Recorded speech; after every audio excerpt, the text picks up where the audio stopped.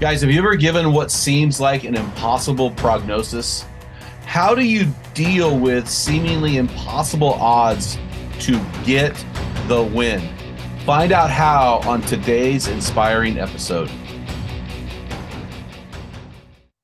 Men in the Arena Army, I salute you. Hey guys, thanks for listening to this episode of the Men in the Arena podcast, Spotify's #1 podcast for Christian men. I'm Jim Ramos. I'm your host and your guide for today's episode, leading you to become your best version in the stress bubble of life and beyond. This week's hero story in our 2023 365 hero stories in 365 days is number 23, and it comes from Josh in Oregon. And Josh writes this: I haven't always connected well with my son. He's 9 years old. We don't communicate well, and he tends to shut down when I correct him. I sometimes overreact, speaking harshly and feeling guilty. I need to be better and want to build a stronger relationship while there's still time to do so. The episode with Kirk Martin from Calm Parenting was eye-opening for me when I realized how my kids interpret what I'm saying, and it's given me tools that I can use to control my anxiety and to be a better parent. Man, Josh, thank you so much. That is outstanding, and that was a great episode, and I'm actually using parts of Kirk's interview with my adult children. So thank you so much, Kirk and Josh, for bringing that in. Josh, if you hit us up at info@meninthearena.org with your physical address, we will send you some swag. So guys, stay tuned to the end of this interview when we throw out a man law today. And this man law came to me this week from Alabama. And guys, it is hilarious. So make sure you stay tuned to the end of the program. Hey guys, I'm super excited for this show today. I want to bring out a guy on the show who is one of our 41 push-up challenge finishers. And man, I was so impressed with that podcast episode. If you have not seen that episode, you really need to go back and watch it. It was inspiring. I thought the guys who would come on the show that were the finishers would be these guys who are all jacked and, do push-ups in their sleep. But man, these guys had overcome so much. We had a 12-year-old autistic boy who did the challenge after his dad tapped on the first day. We had a guy who had shoulder surgery. He was on the podcast still in his sling. We had a guy that had a shoulder injection to finish the podcast. That was me. We had a guy who had a hip replacement in the middle of the push-up challenge.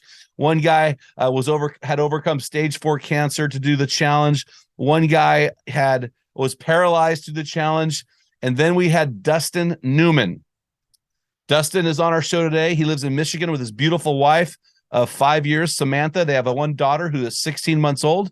Dustin builds and programs rechargeable batteries. Man, you got to listen to what he does. This is a cool job that he has. In 2008, he was in a brutal motorcycle accident and was told by doctors, listen to this, guys, he would never do a push-up for the rest of his life. But in 2022, before Christmas, he finished his 65,000 push-up. So I'm excited to get my new friend on here, Dustin Newman. Dustin, how you doing, man? Pretty good. Thanks for having me. Hey, it's great to have you on. I forgot to ask, how old are you? I'm 37. 37. So I'm just gonna jump into this podcast because I was so impressed with how well you articulated your story, and honestly, the impossible circumstances that surrounded your story. But I go back to Matthew 19:26, where Jesus said, with people it's impossible, but with God all things are possible. And so I just want to have you go back to 2008 or tell us whatever you want about your story, but I definitely want you to include the accident. Give us, hey, listen, we want the blood and guts, man, all the gory details. Yep. So I was out riding with some buddies. It was April 5th. It was actually very nice here in Michigan for April. And we took off and we all were riding and cruising around, whatever, having fun, dinking around, messing around. And I ended up switching bikes with a buddy.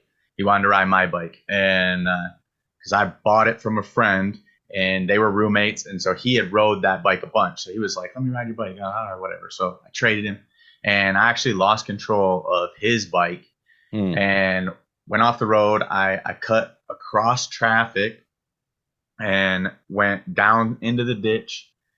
And as I'm getting back control of the bike, I hit a driveway, jumped the driveway, get off, my feet come off. They said I was doing like a full Superman. and then as I'm getting back on the bike, my left arm, I hit a telephone pole, then I broke my thumb in 3 places. My wrist was in 40, shocked the nerves in my shoulder, which paralyzed my left arm. My left arm was in a sling for 2 full weeks. And then come to find out later, they were so worried about the wrist and the shoulder that I actually had fractured my elbow. So that just healed on its own. So for probably like 7-8 years, I couldn't straighten my arm all the way. And so after I hit the telephone pole, I was pulling myself back up. And by this point, it's my right arm only pulling myself back on this bike. So I remember hearing the rev limiter on a 1000 in second gear, which is about 90 miles an hour, give or take. As I hit a planter box, it was basically 6x6s built up with plants and a flagpole in their front yard. I hit that, shifted the whole thing. I went over the handlebars, hit my head on the other side, had a helmet on, hit my head on the other side, did 2 complete flips, knocked out. I lost my helmet, I lost both my gloves, I lost my shoes, and I lost 1 sock. I was flipping so hard, landed in this driveway. And as I skid to a stop, my buddies came running up, and one took his belt off, unzipped his coat, and still to this day, he'll say he has no idea why he did that. He sat on me, and my foot was coming up towards my waist and the wrong way. So basically, my leg was coming up this way, and my foot was facing my body. And it was holding on by a piece of meat about the size of a quarter. And he sat on my chest and talked me through and kept me calm. And another guy that was with us, there was like 8 of us, another guy comes up and he's like, "What do I do?" And my buddy's like, "Make a tourniquet, wrap this around his leg and hold it as tight as you can until paramedics get here." And so he did. And they said at the hospital, if they wouldn't have done that, I would have bled to death right there while he was holding me. I lost over half the blood in my body. Oh gosh. And had to get a bunch of blood at the hospital. So I don't remember. I remember switching bikes. I don't remember making the right turn. I don't remember going past my wife's aunt and uncle's house. I remember a kid that was driving, the guy that was driving. I remember his voice, him saying that he would drive. He was just finishing up his paramedic training, and I remember his voice. My dad was there at this point, small town. So my dad's there at this point. The ambulance is there, paramedics. The cop on the scene was actually my second cousin's husband. Wow. I don't remember him being there. I don't remember my dad being there, but I remember switching bike, and I remember the one kid's voice for whatever reason. I have no idea. So then I argued once with my wife so I was with her back then. We were dating back then. And I argued with her that day 1 was such and such a day. And it was actually day 3. I don't remember from accident day to day 3 in the hospital. I have no recollection. So 8 surgeries, 6 on my leg, 2 on my wrist. The wrist doctor told me I would get 30% motion back in my left wrist, which would not allow me to do a full normal push-up to where I could bend. So that's as far as I can bend my wrist right there. Whoa. And so to do it, and then my thumb, when I'm here doing push-ups, this thumb is actually way in. It just doesn't, this whole thing doesn't work like it should. Whoa. So he told me I would never do a normal push-up. He told me I would never do any type of rings, gymnastic stuff. So I do handstand push-ups. I do ring dips and ring muscle-ups. I do bar muscle-ups. I did 65,000 push-ups last year. And so just kind of one of those things where I was like, all right, I'm going to do this. Like, it's fine if I can't do it, but I'm going to really try to push this wrist and see what it'll do. And he actually took the plates out, which then gave me a little bit more mobility in the wrist, and which has helped. But I've done a lot of stretching to get that thing back far enough to be able to do a regular push-up. And then with the leg, they ended up saving it. I had external fixator, which is big bars. I actually have it right here. This was in my leg, on top of my leg, holding my leg together. So it was the tibia out the front, compound fracture, tibia out the front, fibula out the back, or fibula out the front, tibia out the back, the little one. Yeah, either way. And the big one out the front, little one out the back, right? So I had, and then they had cut me open to put everything back together and get me in shape. So I had that external because I couldn't have a normal cast due to they were worried about infection and having the open wound. So I had that external for almost a year. And then once the wound was healed, they put a normal cast on me. And so I was on crutches over a year. I did 23 full days in the hospital, back and forth to the hospital for 6 different surgeries on the leg, including the time in the hospital, and then the plates in and plates out of the wrist. Made 8 surgeries there. And then I got a bunch of hardware here. I can show you too. The plates that were in my wrist and stuff are sitting right here. But they told me I would have to take it easy on my running. I wouldn't really run, maybe a mile. I run with my wife on and off now. I've done many 5Ks. I've done a couple Spartan races. I want to do the Ragnar race this year, which is a 24-hour relay race, and you have to run 3 legs in 24 hours, and you have a team of 8. Wow. My wife did it last year, and it looked like a blast. So that's my goal this year, is to get that in and see how the leg holds up this year. So wow. So a couple questions. Yeah. So were you guys riding road bikes or dirt bikes? No, road bikes. So I was on a crotch rocket. Okay. Okay. You're going 90 miles an hour. You were estimating. You said you hit a flagpole with your shoulder. So I hit a telephone pole. Oh, because you also said something about a flagpole over some planters. Yeah. So I hit the telephone pole. That's what did my left arm in. And as I'm trying to pull myself back on the bike, there was a big planter. It was probably like the size of a pool table, and it was about 3 foot high, built up of 6x6s full of dirt, 2 big flowers growing out of it, and then a flagpole in the center. And that's where I ended. Is I hit that, went over the bars doing the flips, and ended in the driveway. So you didn't, and maybe I missed this in all the gore, which I love, by the way, but I didn't catch the damage to your shoulder. It sounds like you had extensive damage there, but I didn't catch that. Did I miss that? Nope. So the damage was from hitting the telephone pole, and makes sense. It shocked the nerves in my shoulder from the impact of the hit. So my left arm was completely paralyzed for 2 weeks. To get up and walk, I had a walker. I had to strap my left arm into this walker, and then use my right arm to propel myself forward with the walker, and then hop, and then do it again. So I didn't do that very much in the first 2 weeks. I didn't move out of the bed very much in the first 2 weeks.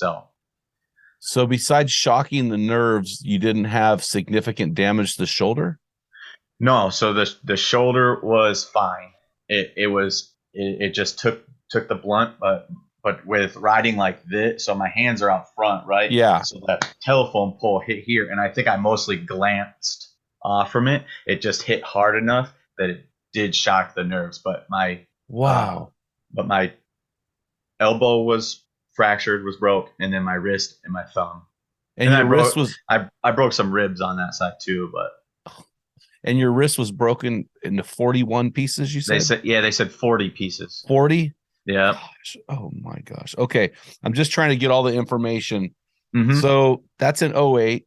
So how did you hear about this push-up challenge? Where did you hear about this? So I have been into fitness for I went through like a little bit of a depression time, sitting on the couch and doing nothing, and then smoking cigarettes and drinking pops and being unhealthy and all that. And my wife and I actually moved to California, and that's when I kind of started getting into fitness.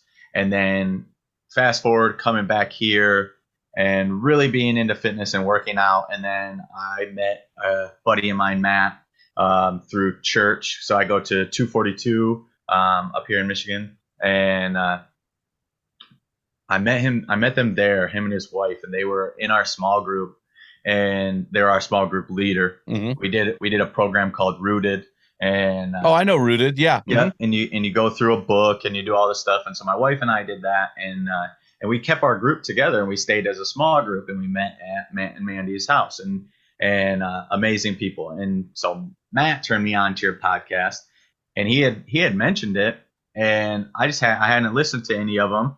And then he said, "Hey, you got to listen to this 65,000 push-up challenge."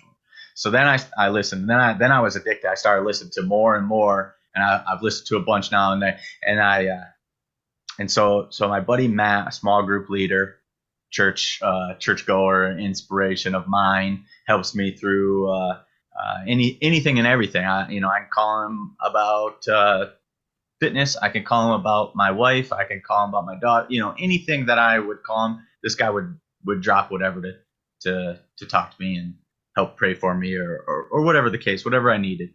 And so that's how I learned about the challenge. I had challenged my buddies, and there was 3 of us, to 5,000 push-ups in January of 2022 and 1,000 pull-ups.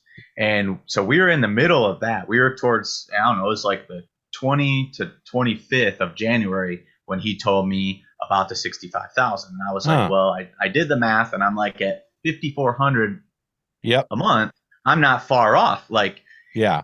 So I was like, I'm going to do this. And my wife was like, she's on board. She's a big runner. So she's like, yeah, go for it. I'll do some push-ups with you. So she's been right along doing 1,000 or so every month. She may do more than that, 2,000 a month here and there. Yeah.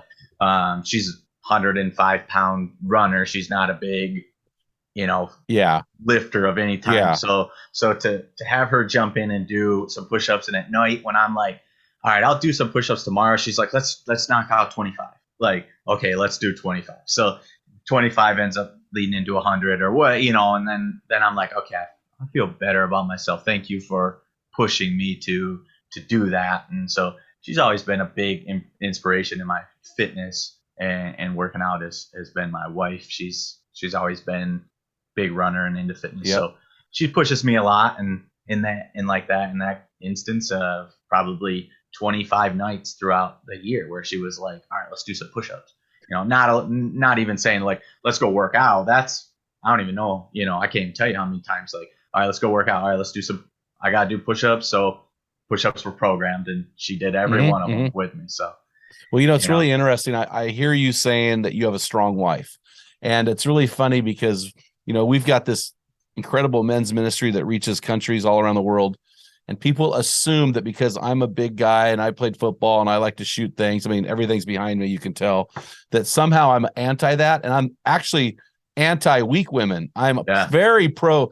The stronger the woman, the stronger the man will be. And that's what people don't realize. The West was not won by the cult, the long cult. The West was won by women who gave their lives to Jesus and wouldn't let their men have them until they put the ring on the finger. And so I'm a big fan of strong women. So tell your wife, thank you.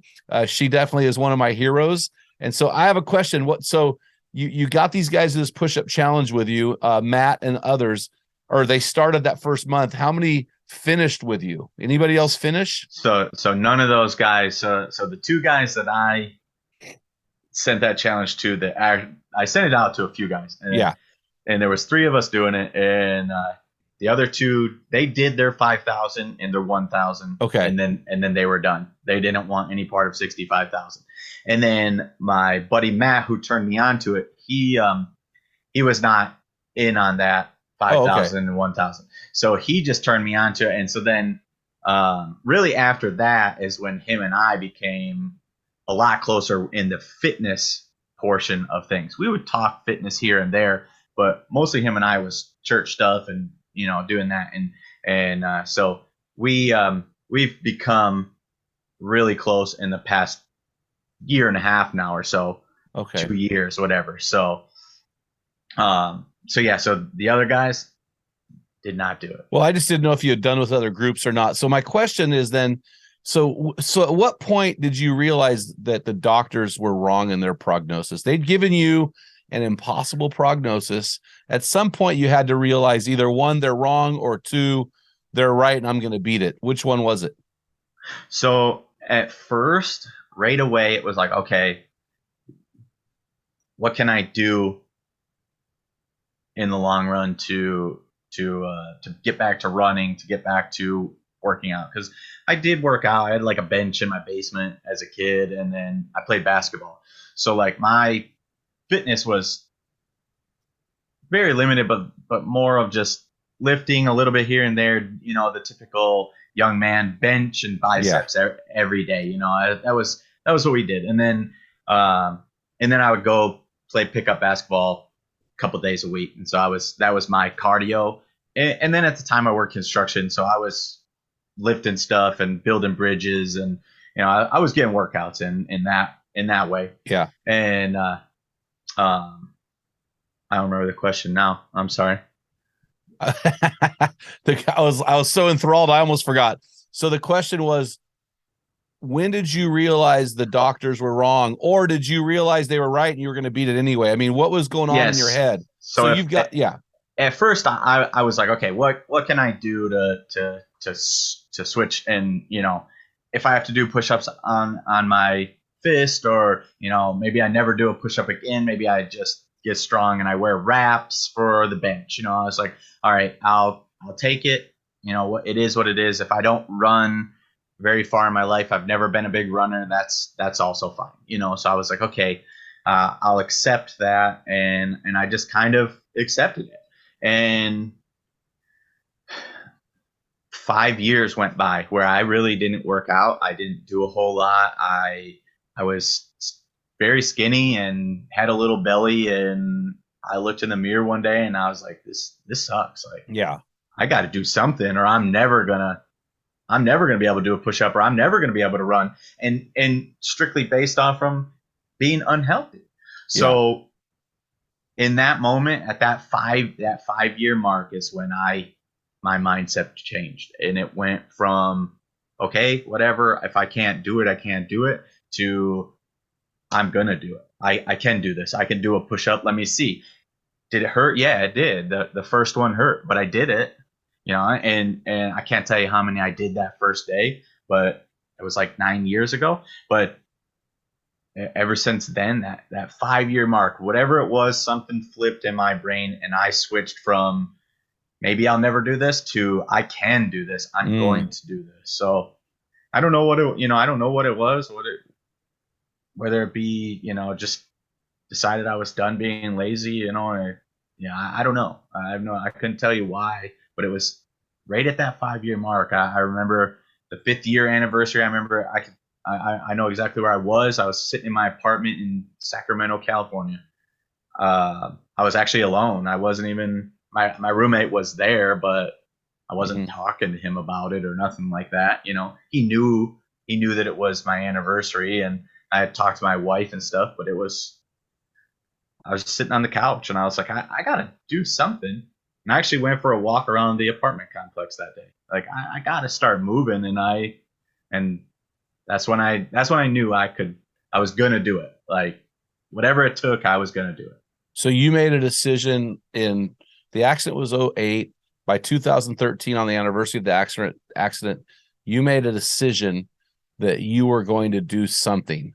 And so Yes. that decision led to an investment in your physical body through fitness and exercise. So, okay, this is really good. So now you decide to do the challenge. You had already committed to 5,000 push-ups with some of your bros.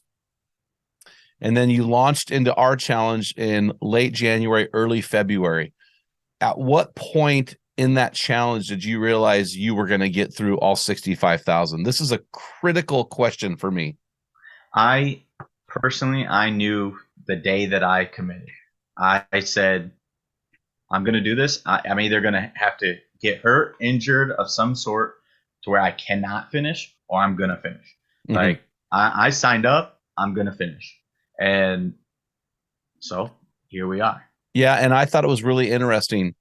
Every one of the guys in the challenge said the same thing, 100%. So we had 400 people plus or minus, maybe more plus, that committed, 41 that finished, and all of those said that. And one of those was a 12-year-old autistic boy whose dad did them for one day and quit. And so in my brain, I go through, what is it about these guys? And I thought they would be guys that were highly athletic and, you know, they could do push-ups all day long, but it really didn't play out that way. And I was very surprised. Let me ask you this question. You've been married 5 years. How is your commitment to the push-up challenge? How does that relate to your commitment to your wife? I mean, do you know right now that you will never lose that woman? Never. I mean, so divorce is not an option? Not an option. Do you think, not for me, not for her? Yeah. So my question, I'm trying to get inside the mentality of finishers versus non-finishers. So, you know, we live in a society where, you know, you get married, it's a coin toss whether you make it or not. Right. But really it isn't. It really isn't, It's because true. here's why it isn't. Because first of all, couples that pray together have a 1 in 10,000 chance of getting divorced. So we know that is true. The other thing is, there are certain couples that enter marriage and they really take that death do us part thing serious. Mm-hmm. And so I think, you know, my wife and I've had a real high maintenance marriage, but after 30 years, man, we are so close, and man, we're so connected. But we'll tell people we're still married today because of Jesus and stubbornness. And I'm not sure that's the order. You're right.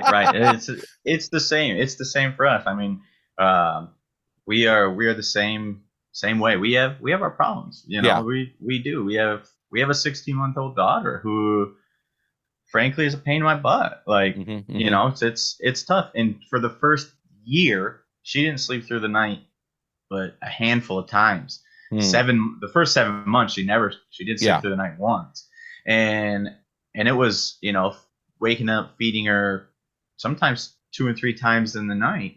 And she was small, and she still is fairly small, but she needed to eat in the night. And, you know, sometimes my wife works nights, and sometimes she works days. She's a nurse practitioner for the University of Michigan. So she works different hours every week. I tell her, okay, you just let me know what your schedule is this week, and I'll take care of Penelope when I, you know, with the time that I need to, you know, and we work things out. She gets up early to work out, and I usually work out in the evenings, and, you know, we talk everything through, and we make a plan, and we make it work. And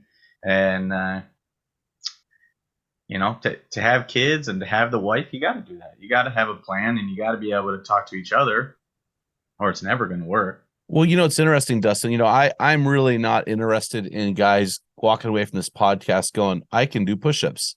And that's really, and you know that, and so when we're having this conversation, I'm trying to get inside the mind of a guy who really shouldn't have done this challenge, who did it anyway, who was told he would never do a push-up and did them anyway, never do a muscle up and did them anyway, never run and did it anyway. And so I'm trying to sift out. It's like cutting through, like when I skin an animal and I'm staking out a deer, I've got my knife and I'm cutting the sinew out of the muscle to get to where the steak is going to be. And so I'm trying to figure that out. So what is it that separates committed finishers from non-committal non-finishers? And I think it transcends fitness. It transcends into it, moves into marriage. It moves into all aspects of life. So what are your thoughts on that? What separated you from the 360 other dudes that didn't finish? Dedication. I've been dedicated to things in my life. When I do something, I do it 100%. When I've tried to build cars, and I put everything into that. Like I have a gym here in my house, and it's my whole garage is a full gym, and my wife told me that she wanted to park in there, and I don't know how you're going to do that. There's no room.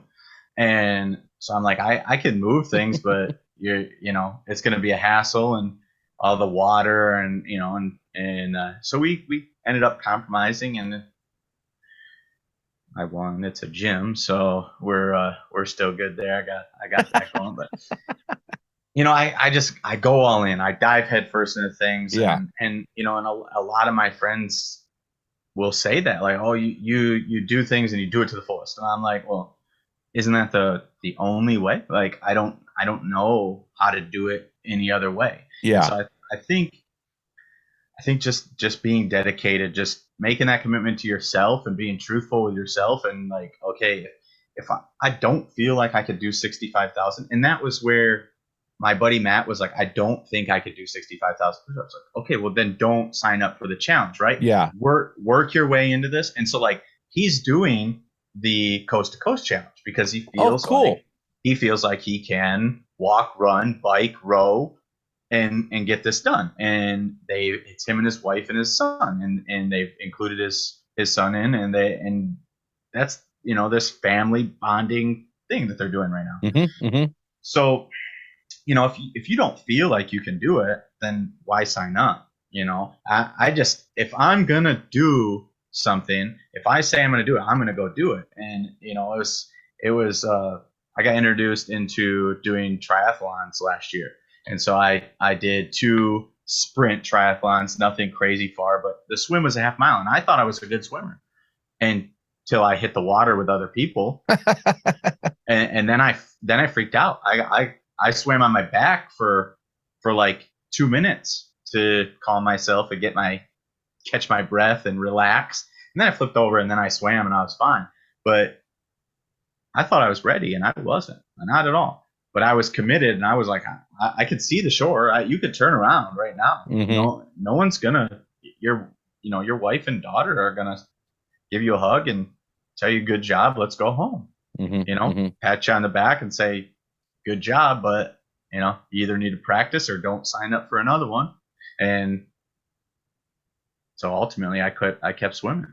So you said 2 real powerful things here, and I don't want to just lightly coast over these things. You could see the shore, and your family was there, and your family wouldn't have shamed you for quitting. In fact, in a lot of situations, those closest to us are the ones encouraging us to tap. When I blew out my shoulder and I couldn't raise my arm, I still can't very well. I haven't done a push-up since the challenge. It's been over a month because my shoulder, I'm trying to heal up. But my wife actually was not begging me, but commanding that I quit and what are you doing? I'm like, well, right. And she's not a quitter, but she saw the pain and she thought I was damaging myself permanently. Right. And so what I'm saying is a lot of times people will encourage you to tap, and they're the same people who are in your inner circle. How do you handle that when the people closest to you who want you to win are encouraging you to tap? Luckily I don't have many people in my circle that are encouraging me to tap on things. But I do know, I have had people say, why are you doing this? And, what's the point of 65,000 push-ups? And I don't know, because somebody told me about it. Mm-hmm. That was my mindset. Like somebody said it, and I thought I could do it. So here I am challenging myself to do it, and I'm going to do it. And but I don't know. You have to. No matter what, you're always going to have haters. Everybody's going to say, "Oh, this person didn't actually do 65,000. Did 41 guys actually finish?" Like I truly believe that 41 guys actually finished.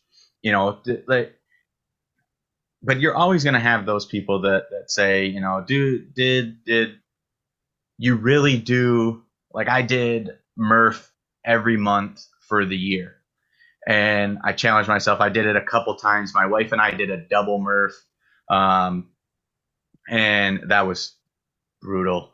I don't recommend doing double Murph. It's Did you terrible. have any calluses rip off your hand?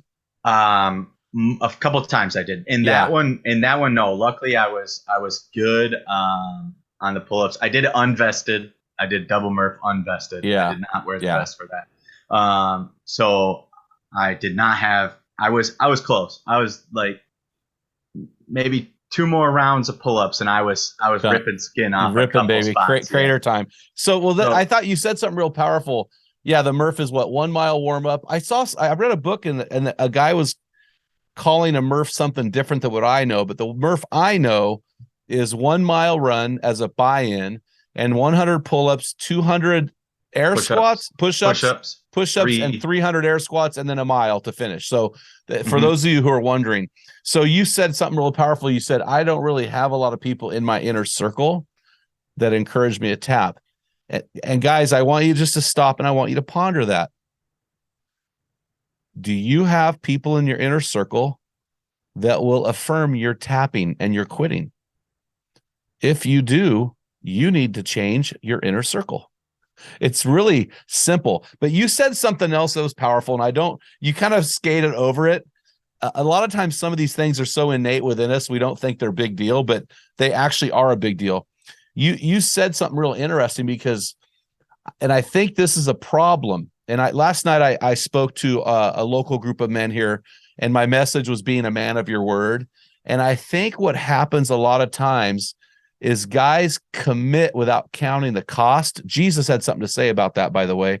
And you had said, well, I typically don't commit unless I know I can finish. Can you unpack that a little more?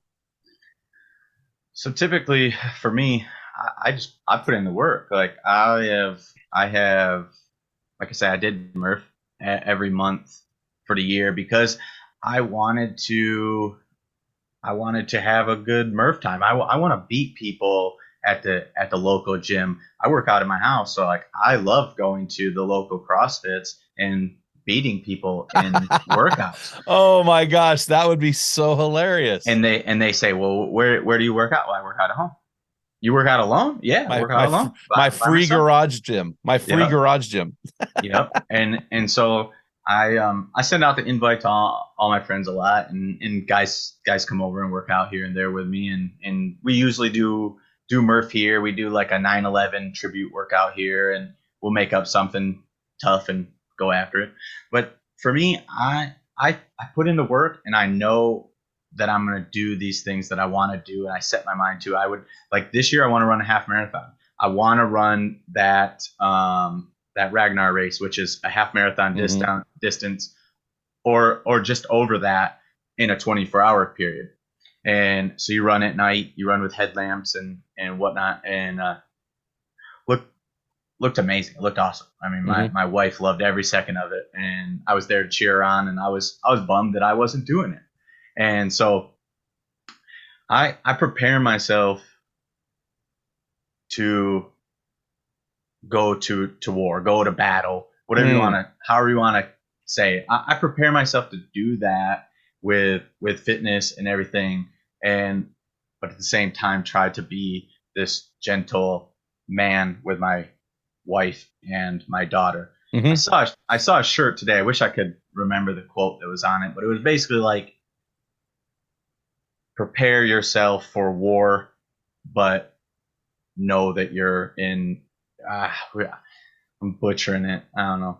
I can't remember exactly, but it was basically like prepare yourself for war, but knowing that you're not at war, right? And I don't like to lose at things, and so like Wait, if I hold on. Is the quote? It's a Spartan quote. Is the quote? He who he who sweats in practice does not bleed on the battlefield. Is that the quote? oh no, that's not it, but that's a good one. Oh yeah, that That's a is a good good one. one. Yeah, Yeah. he who sweats in practice does not bleed on in battle. Yeah, It sounded that's a kind of good one. I like Spartanish to that. me. Well, so this is interesting as I'm processing this, but you're saying things, but I want to unpack it more. Mm-hmm. So yeah, you prepare yourself, but I think a lot of times what happens, and this is a not fairly new learning for me, but I've really been focusing on this learning, is I prepare myself for battle by reverse engineering the victory. Okay. Yep. Does this make sense? Yeah, So for sure. like when I won't marry couples unless they sit down and think about all of the life scenarios, and divorce is never an option, right? So Right. what if my wife gets Parkinson's? I've got a friend, George Silsky. He's ministering to his wife right now who's suffering from that. What if my wife gets Alzheimer's? What if my wife gets cancer? I mean, my friend Bob Mason nurtured his wife through cancer all the way until she died. What if I have a child that dies? How does my marriage, really processing these horrible things in life, going out 80 years and reverse engineering it. What if I do 65,000? What does that look like? Well, it's 5,400 a week. Or I'm Right. sorry, it's 5,400 a month. It's A month. 255 days a week. It's 206 days a week. So reverse engineering. And I think a lot of times people don't prepare for battle. And I mean, they go, yes, I'm going to do this. And they don't really think about the cost. Right. What will it cost? I've got a young man. I call him he's my adopted son. He's a guy I've adopted kind of and he's just a neat guy. And last year he went duck hunting in this refuge up in Portland about 50 times. He just lived in the refuge. But this year he went once or twice. And the difference, they had a baby. Mm-hmm. And I said to him, hey, I know that was hard for you, but I'm proud of you because that's what a man does. Mm-hmm. So, but a guy's got to think about this, right? Right. You got to. So how has reverse engineering? I don't even know if it has, but has reverse engineering played a factor in your ability to commit to turning impossible circumstances into reality? So I think so. I do that without really knowing that I did that. Now that you say it, I'm like, okay, yeah, that's basically my life. Well, let's take the Murph. Okay, let's take the Murph. I did the Murph once. I had no idea what the Murph was. It's Memorial Day weekend, and they had this hero wad, right? So I did the Murph. So I walk in, I go, oh my gosh. And so, now listen, I didn't reverse it. I finished, but here's what I did. I ran a mile. I did 100 pull-ups, and then I did 200 push-ups, and then I did 300 air squats. If I had a brain, I would have went 5, 10, 15, and I would have done that 5, 10, 15, 5, 10, 15. I literally did 100 push-ups. So I was at the point where I do one and step down. I didn't reverse engineer it, but I bet you that I'm going to bet you this. I'll bet you your left arm on this. No, let's not do that because I would rather have my left arm than yours. But let's do that. Let's think this. When you did the double Murph, did you do 100, 200, 300, or did you reverse engineer it and say, I need to break this down to working units? Yep. So I did the double Murph. We did it in 5, 10, 15. So we did 20 rounds, went for a 2-mile run, came back to 20 rounds, and then went for our final mile run. I've done the Murph I've never done the Murph the way you just described it. The dumb guy way. Never once. But that is technically the real way to do Murph, is the way you just described it, is the way, if you want to break the Guinness Book of World Records for time for Murph, you have to do it exactly how you described it. Oh, I didn't know that. I just thought I was being an idiot. Nope. So that's the real way to do it. So I've never done it that way. I've always broke it down into sections. I've done either, 5, 10, 15, or I've done it in 10, 20, 30. I even did it 20, 40, 60 once for 5 rounds. And to try to do 20 pull-ups for 5 rounds is a nightmare. It's legit. So Yeah. all I'm saying is, I think when it comes to making something impossible a reality, you can't just wing it. Man, you cannot wing your marriage. You've got to go to premarital counseling. You've got to process, the consequences of living together before you're married. You got to process all of these things, and I think this is critical for the success. And like what you did with a push-up challenge, you decided, I'm doing it. I'm not going to tap. And now let's work backwards from there and get there.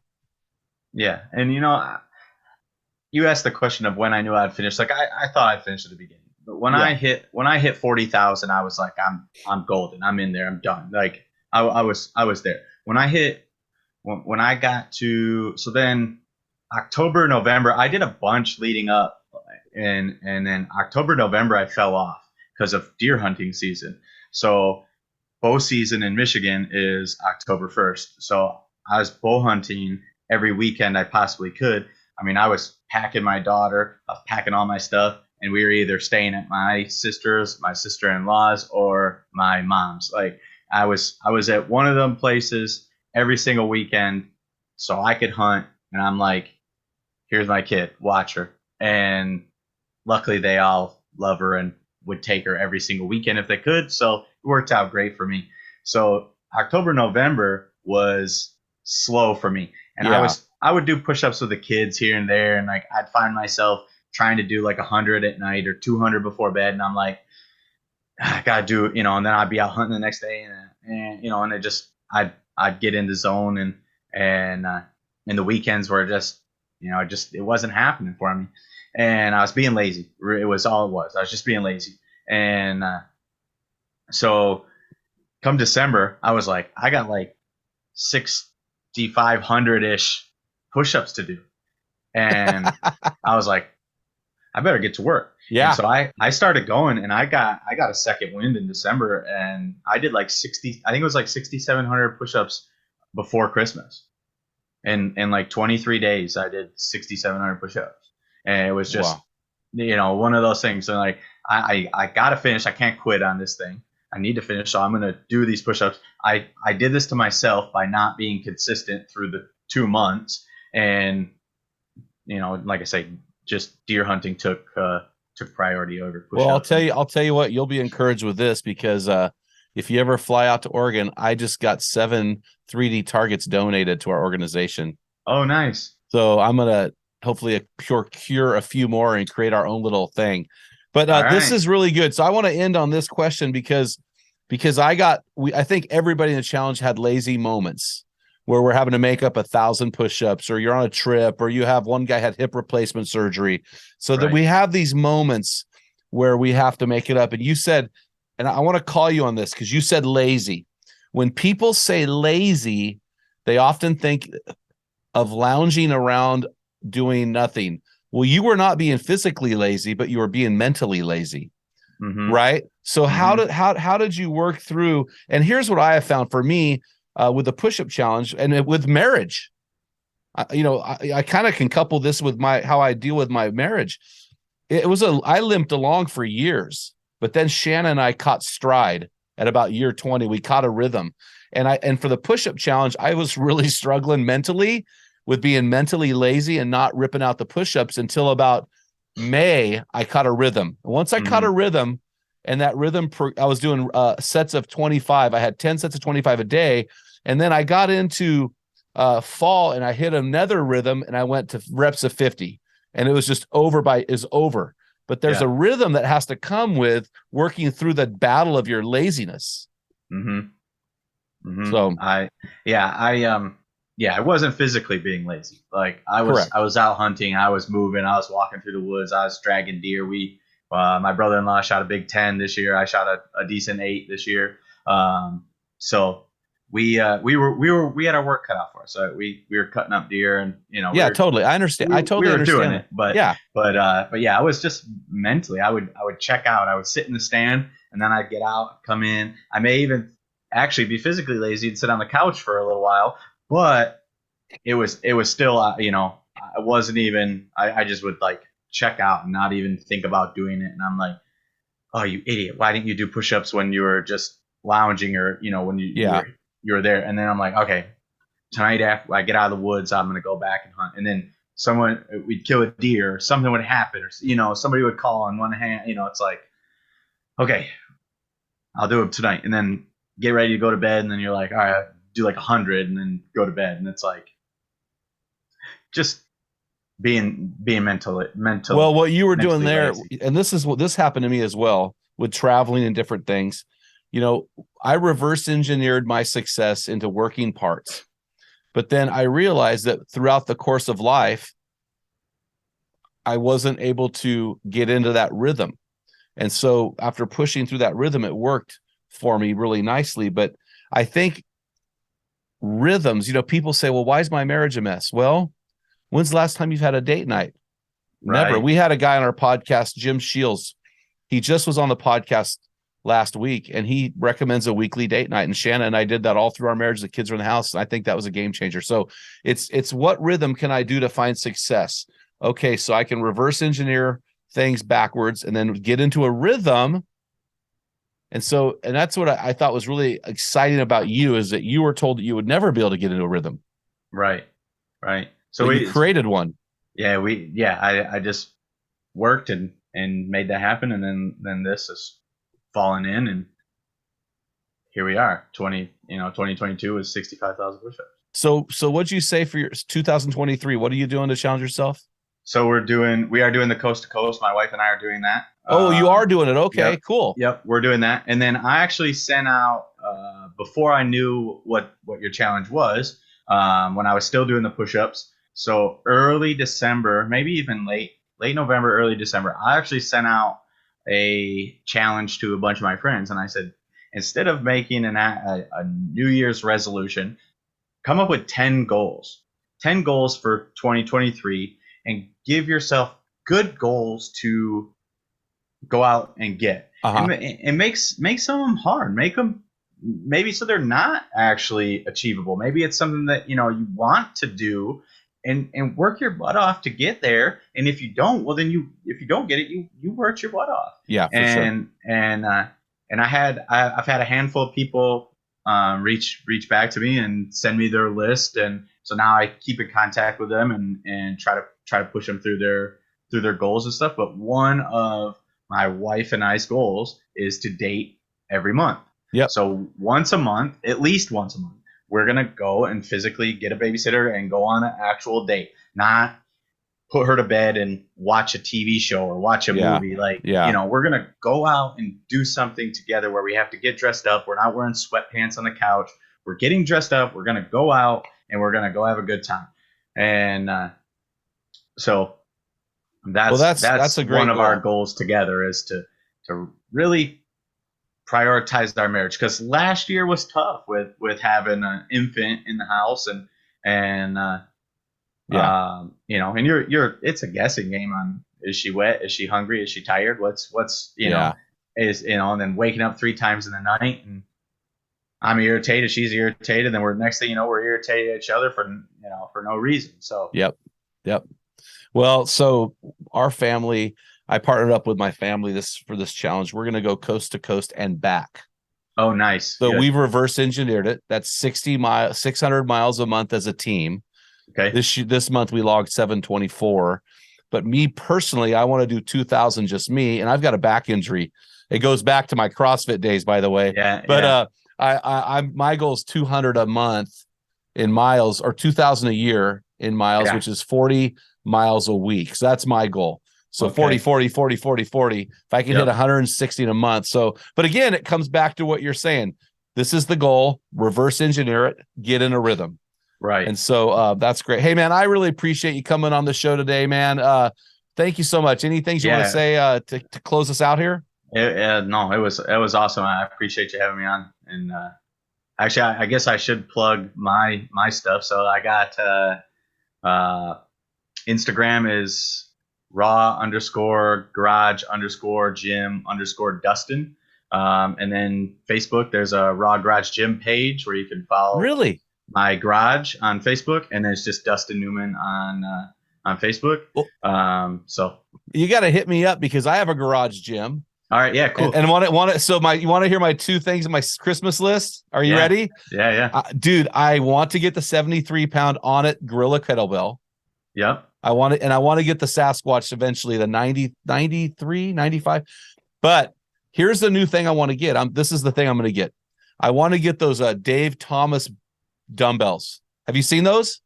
No, I don't think so. Oh, they are legit.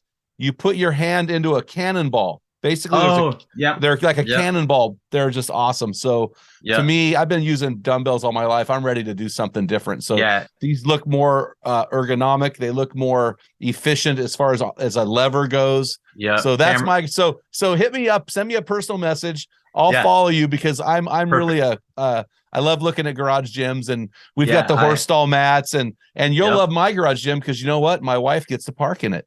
Oh, nice. Oh yeah. Don't be jealous. Don't be jealous. I've been married 30 years, so maybe I've learned a few things, huh? yeah, I'm sure. I won't show my wife your garage gym then. Yeah, you don't want to do that, man. Don't want to do that. So, hey man, well you have to get a hold of one of our Men in the Arena flags and throw it up on your. Do you have flags in there? Yeah, I do. I have a couple. Yeah, I'll get one and hang it up in there for sure. All right, awesome. Hit me up with that. We'll take care of you. So hey man, thanks for coming on the show, guys. What action steps are you going to take because of what you heard today? And here it is. I want you to do what Dustin was saying. Find one goal this year. No, it is not too late. Find a goal that you're going to accomplish by December. Write it down, reverse engineer it, get in a rhythm, and then hit us up at the end of the year. Celebrate your victory story with us as we try to find 365 victory stories in 365 days. So, hey, Dustin, thanks so much for coming on the show. God bless you. I look forward to following your garage gym, man. Yeah, thanks. Have a great day. All right, you too. Hey, guys. Our man laws are supplied by you, our listeners. If we use your man law, we'll send you some swag when you hit us up at info@meninthearena.org with your physical address.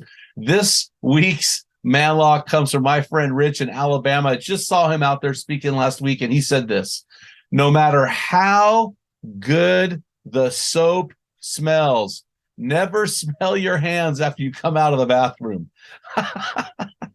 That is awesome. I love it. Hey, guys, make sure you head over to our website at meninthearena.org. Grab your free copy of my book. Tell them what great fathers tell their sons and daughters. And be on the lookout for our new book coming out, Man Laws, 100 Ways to Lose Your Man Card and Rules to Live By. Make sure you click the Join the Program button, guys. Get involved in one of our many virtual teams that happen all around the country and help you become your best version in the stress bubble of life. Until next time, feel the wet sound on the arena floor. Hear the deafening roar of the crowd. Taste the sweetness of victory. Smell the stench of battle. Get in the game, get dirty, grind it out, and be a man.